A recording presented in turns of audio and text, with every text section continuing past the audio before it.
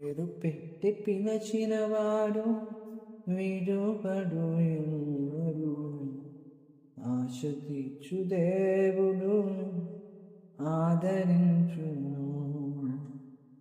పేరు పెట్టి పిలచినవాడు విడువడు ఎన్నడు.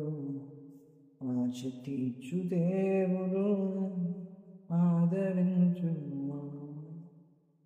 ఆశలన్నీ ఎడి ఆశలుగా మార్చునంత విపరీతముగా చేయునది నీ పాపము. ఆశలన్నీ ఎడి ఆశలుగా మార్చునంత విపరీతముగా చేయునది నీ పాపము. యెహోవా దయాళుడు, యెహోవా దయాళుడు, ఆయన కృప నిత్యముండును.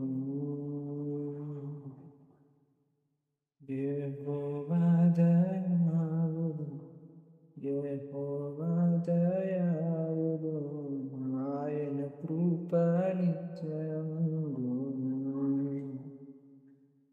మీకు తెలుసు, దేవుడు నేను పిలిచాడు.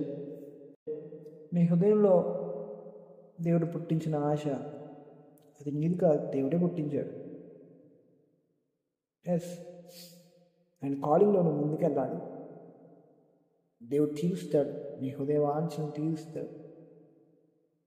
దేవుడు తన పిలుపు విషయమే నీకు పెట్టిన ఆశ తీరుస్తాడు. కాబట్టి పాపంతో మధ్యలో మనం పోరాడాలి. ఆయన పిలుపుకు వ్యతిరేకంగా మనకి ఎదురయ్యే ఒక పాపాన్ని మనం జయించాలి. రక్తం కారేటట్టుగా పాపంతో మీరు ఇంకా పోరాడలేదు అని వాక్యం ఉంది. రక్తం కారే విధంగా పోరాడాల్సి వచ్చినా మనం పోరాడాలి. నీతోనే దేవుడు మాట్లాడుతున్నాడు, అది నీకు తెలుసు, ఇది నీకే అని దేవుడు నీ హృదయంలో చెప్తున్నాడు. కాబట్టి డోంట్ ఇగ్నోర్ హిమ్.